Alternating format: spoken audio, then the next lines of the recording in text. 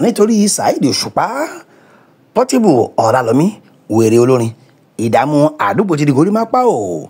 àgbà tí wọ́n ṣe kinní yẹn fún Portable ọmọ Ọlálọ́mí Àbíbò Òkìkíọlá nílùú Ìlọrin níṣẹ́ ni wọ́n dán an lórí tí wọ́n sọ di afárikòndoro ọkọ̀ ìyá alámàlà. ṣe é fẹ́ gbọ́ ọgbà ẹ̀wọ̀n kan wà nílùú Ìlọrin Òkèkúrá ni wọ́n ń pè é o. bẹ́ẹ̀ ló súnmọ́ ọjọ́ ọba nítòsí Emir Palace nílùú Àfọ̀njá. níbẹ̀ yẹn wọ́n ní wọn ò gbọ́ pa o bẹ́ẹ̀ ni wọn ò gbọ́ po. tí èèyàn bá ṣe pẹ́rẹ́ tí wọ́n bá fi lè wá tọ̀hún dé Òkèkúrá tí wọ́n ti máa ń kọ́ àwọn tó bá lòfin ìjọba lẹ́kọ̀ọ́ kìíní yẹn máa ń tọ́ọ̀fù gan ni o bí àṣà àwọn olóyìnbó. nítorí ohun tí a gbọ́ ni pé lọ́gbà ẹ̀wọ̀n yẹn wọn kì í ṣeré níbẹ̀ o. ohun tó bá fi lè mú èèyàn wọbẹ̀ kò sí olówó kò sí mẹ̀kúnnù kó lò ṣàwàṣàwà ni o. Portable onírun kànáàkìní ló ti di gorímápá yìí wọ́n ti fa irun orí ẹ̀ dànù. bẹ́ẹ̀ òun náà ló gbé eléyìí síta o bí wọ́n ti ṣe fi sílẹ̀ tí wọ́n ní kó máa lọ sílé wọn. tó báwo lẹ́yìn ṣe rí lùkù yìí sí ṣe kókó máa lo gorímápá ẹ̀ lọ́ni tàbí kó padà sí irun ṣàṣùṣẹ̀ oníkànáàkìní. Mr Portable ogun tó ti ṣe ò ní gbérí mọ́ o àmọ́ ẹni kí Mr Portable náà ó ṣe jẹ́jẹ́ o. Saheed Òṣùpá ẹ̀ ó kàn tóbi ni mo pé kún orin lọ́gbé síkùn ni wé ká máa yọ ká máa àṣejápalẹ̀ gbé síkùn ẹ láwọn aláìwèrè yòówé rẹ́pọ̀ lọ́wọ́ tèmi náà sáàmọ̀ wèrè ló bá dé mo ti wèrè bọ̀ ṣé wèrè tẹ́ ti ṣe ní sáìdì tí ó dìde sí yẹn wèrè tí ọgọ́dọ̀ wèrè tó ń lo wèrè ó jì before IG ẹ sáwọn pé wèrè ọmọ eke yàtọ̀ sí wèrè àgbààgbà tí ó gbà ó máa dàgbà yá o wèrè tó ń lo bẹ́ǹsì wèrè tó ń lo sẹ́fólẹ́tì fújì lẹ̀ kọ́ hip hop lèmi ń kọ́ o ẹ dà mí mọ́mọ́ tọ́ àbí ká yọ tí ń sọ́tọ̀ o ṣé má dà mí mọ́mọ́ tọ́ àbí kí n yọ tí ń sọ́tọ̀ ẹ gbé fàlàjì ọ̀gá ni Paso ṣé Paso kò yọ mí rí ó dà mí mọ́mọ́ tọ́ for life ọ̀gá wa bá gbà ẹni ọ̀gá ní bọ́dì ẹ̀ ń ṣe èrè ẹ̀yìn àtọkọ wa balẹ̀ jẹ́ Èkó láwọn àbúrò.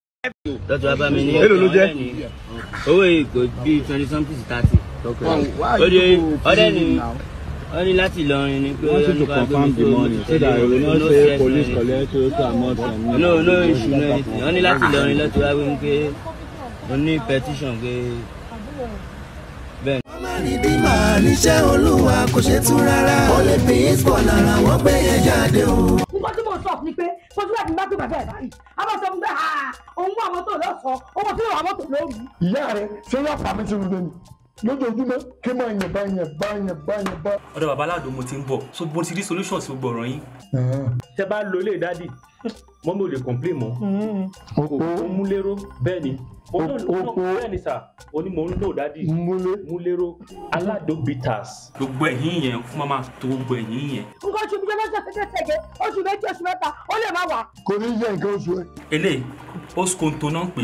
ẹ sọ pé. ìkan oṣù yín tẹ́wọ́n complain nípa yẹn eléyìí ló máa ṣiṣẹ́ fún oskonto mọ́mí ẹ̀ tún wọlé lego náà ń pè. lego bẹ́ẹ̀ ni bàbá mi sọ. ó máa ń tó gbogbo ara. ṣé bí yàrá ṣe iṣẹ́ gbogbo àgbákò iṣẹ́ tí yẹn fẹ́ kí n máa ṣe wọn gbogbo iṣẹ́ wọn tó. ó máa tó. ábà ni gbogbo ẹ̀. bẹ́ẹ̀ ni ábà gidi. bẹ́ẹ̀ ni ábà ni. bẹ́ẹ̀ ni ábà. bẹ́ẹ̀ ni ewé àtẹ̀gbò nìkan náà fi ṣe. nǹkan tó sọ ní pọ́sikòtò àti lego bàbá wa nínú ọ̀sẹ̀ ìrẹ̀wé ọlọ́dọ̀bìtà náà àti òkùnmílẹ́rẹ́ náà bàbá aládùn náà ni. Bàbá aládùn ọmọ àgbáhùn lálá tí ń pàṣẹ ògùn warawara. Bíná bá rómi àgbàgbé ilé tó fẹ́ jó bẹ́ẹ̀ tó bá rómi àgbàgbé ariwo tó fẹ́ pa. Bí ṣòro bá fojú kan bàbá aládùn gbogbo gànàgànà ara àṣòro á sì balẹ̀ pẹ̀sẹ̀. Bí ìgbà ògùn náà bá bọ́ sómi tó dákẹ́jẹ́ kí ni ìṣòro tó sọra ẹ̀ di ọ̀rẹ́ ìmùlẹ̀ sí ọlọ́run. Àìsàn wo ló ń ṣe ọ tó ń lọ tó ń bọ̀ tó ní dandan lá ọ̀run oṣù ní àparò kú sí. Bàbá aládùn fúnra ẹ̀ kún ọkọ̀ òkè ògbóǹtarìgì nínú káfí ewé àti egbò tú ọ̀pọ̀lọpọ̀ sílẹ̀. Bàbá aládùn fúnra ẹ̀ ó ti dé láti abúlé aládùn ìlú olórílẹ̀ méje ní ìlú ìbàrìbà. ó ṣe pàtàkì kí o tètè kàn sí bàbá aládùn. wọ́n bá yín fojú inú fojú àgbà wo tí ń yọ yín lẹ́nu lágọ̀ọ́ ara pẹ̀lú àwọn irinṣẹ́ ìgbàlódé. ẹ má sì gbàgbé àwọn egbòogi wa tó gbàṣẹ gbòǹtẹ̀ ìjọba lego herbal mixture àti oskonto capsule èyí tẹ̀ ń rírà láwọn fámásì káàkiri. èmi alága ọ̀dà iléeṣẹ́ aládùn herbal research center tí a wà nílùú Abẹ́òkúta mò ń kí gbogbo ẹ̀yin oníbàárà wa pátá pé ọdún tuntun tá a wà yìí o ayọ̀ la máa fi ṣe o.